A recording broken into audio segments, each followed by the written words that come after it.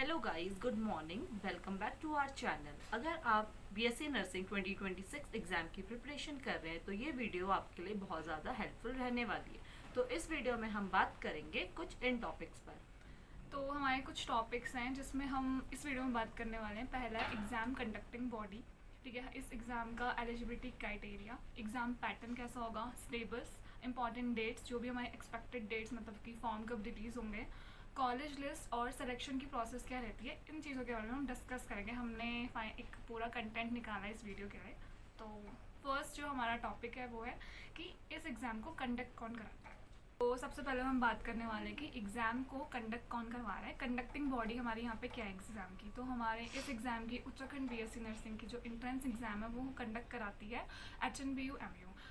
HNBU-MU Hemanti नंदन भगोड़ा medical university. ये जो यूनिवर्सिटी है इसमें क्या होता है, हम पहले एग्ज़ाम देते हैं और इससे जो भी हमें प्राइवेट और गवर्नमेंट कॉलेजेस में एडमिशन मिलता है, ठीक है। और उनका फ़ीस स्ट्रक्चर डिफरेंट है, तो हम उसके बारे में बाद में डिस्कस करेंगे। तो HNBU हमारा जो एग्ज़ाम है वो कंडक्ट कराएगी, जो गढ़वाल यूनिवर्सिटी है। ठीक है, अब हम अगली बात करेंगे एलिजिबिलिटी क्राइटेरिया। सो एलिजिबिलिटी क्राइटेरिया मतलब कौन कौन लोग हैं जो बीएससी नर्सिंग के एग्जाम में अपीयर हो सकते हैं, एग्जाम दे सकते हैं। तो सबसे पहले हम जानते हैं जो कैंडिडेट है या स्टूडेंट है उसने 12th पास की होनी चाहिए पीसीबी से, physics chemistry and biology and English होनी चाहिए कंपलसरी सब्जेक्ट्स, ठीक है। तो इसमें जो हमारे मार्क्स हैं वो जनरल कैटेगरी के लिए ऑलमोस्ट 45% रहने चाहिए हमारी percentage, and for reserve category 40% तक हमारा क्या है, छूट है, ठीक है। अगर हम बात करें एज लिमिट, तो एज लिमिट हमारी है मिनिमम 17 ईयर्स एंड मैक्सिमम इसकी कोई अपर लिमिट है नहीं एज सच क्राइटेरिया, ठीक है। तो हमारा 17 ईयर्स से जो भी आगे जितनी भी एज तक के लोग हैं वो इस एग्जाम में अपीयर हो सकते हैं। तो अब हम अगली बात करेंगे एग्जाम पैटर्न की। तो हम बात करेंगे अब कि हमारा एग्ज़ाम पैटर्न कैसा होगा, कि एग्ज़ाम ऑफलाइन है, ऑनलाइन है, ठीक है, CBT है, जो भी है।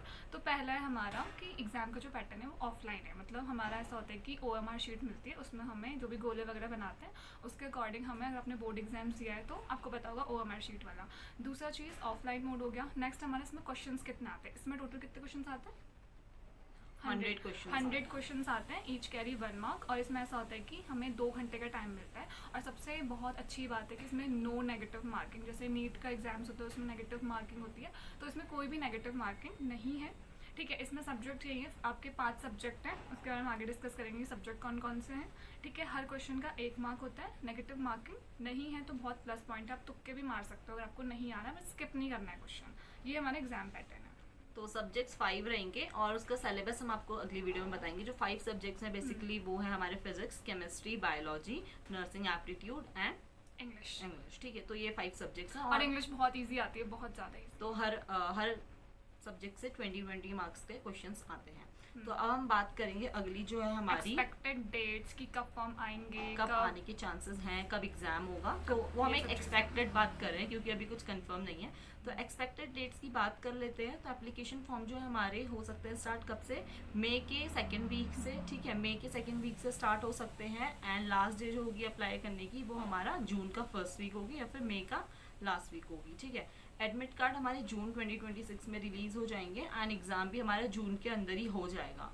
उसके बाद हमारा जो रिजल्ट है वो जुलाई तक या अगस्त के फर्स्ट वीक तक आने के चांसेस रहते हैं। देन अक्टूबर से मोस्टली कॉलेजेस बच्चे स्टार्ट कर लेते हैं, मतलब बच्चे ज्वाइन कर लेते हैं, ठीक है। तो ये हमारा एग्जैक्ट डेट्स अभी ऑफिशियल नोटिफिकेशन नहीं आया तो उसके बाद ही हम बताएंगे। ये एक्सपेक्टेड डेट है तो आप इसके अकॉर्डिंग अंदाज़ा लगा सकते हैं आपके पास कितने मंथ बचे हैं अपनी प्रिपरेशन करने के लिए और एग्जाम की तैयारी करने के लिए। तो इसलिए हम आपको एक एक्सपेक्टेड डेट बता रहे हैं। तो अब हम बात करेंगे कॉलेजेस की लिस्ट के बारे में। कितने कॉलेजेस हैं गवर्नमेंट और प्राइवेट भी आपको बता देंगे। प्राइवेट तो सबको पता रहता है लेकिन गवर्नमेंट कितने कॉलेज हैं उनकी बात करते हैं। कॉलेजेस अप्रॉक्स 8 और 9 हैं गवर्नमेंट कॉलेजेस। तो सबसे पहला हम सबसे जो बोला जाता है कि बहुत ज़्यादा अच्छा कॉलेज है तो दून मेडिकल कॉलेज देहरादून, ठीक है, देहरादून वाला कॉलेज। उसके बाद आता है हमारा Haldwani medical college, then Almora medical college, ठीक है। उसके बाद हमारा पौड़ी पौड़ी और डोब श्रीकोट वाला, पिथौरागढ़, चंपावत और एक काशीपुर। काशीपुर जो हमारा रिसेंटली खुला है, काशीपुर, ठीक है, वो नया बना है अभी पिछले और साल ही। एक और जगह नहीं खुला है, शायद रुद्रप्रयाग में कहीं पे खुला हुआ है, तो वो वाला कॉलेज, ठीक है। तो हमारे ऑलमोस्ट 8 या 9 ही गवर्नमेंट कॉलेज हैं, बाकी इसके अलावा प्राइवेट कॉलेजेस भी हैं। कॉलेजेस है, उनकी लिस्ट आपको बाद में प्रोवाइड हम करा देंगे। तो तो अब हमारा लास्ट टॉपिक है, इसको फिर हम वीडियो को एंड करते हैं। तो टॉपिक है इसकी सिलेक्शन प्रोसेस कैसे होगा, कि इस एग्जाम को देने के बाद हम कैसे कैसे सेलेक्ट होते हैं, किन स्टेजेस पे। तो सबसे पहले होगा कि हम एग्जाम देंगे, सबसे पहले एंट्रेंस हमारा एग्जाम है, entrance ठीक है, exam उसके अलग अलग सेंटर होते हैं। तो ऑफलाइन मोड पे हम एग्जाम देने जाएंगे।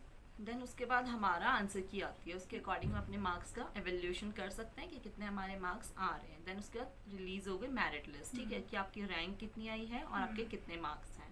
आफ्टर दैट क्या होगा हमारा, उसके बाद आता है हमारा काउंसलिंग प्रोसेस। तो काउंसलिंग प्रोसेस हमारी 3 राउंड में होती है, first round, second round and mop up round. Mop up round को ही हम थर्ड राउंड बोलते हैं। ठीक है। तो काउंसलिंग होने के बाद हमारा क्या होता है, हमें कॉलेज अलॉट हो जाता है जहाँ पे भी हमने अप्लाई किया हुआ है अकॉर्डिंग टू आवर रैंक और आवर प्रायोरिटी।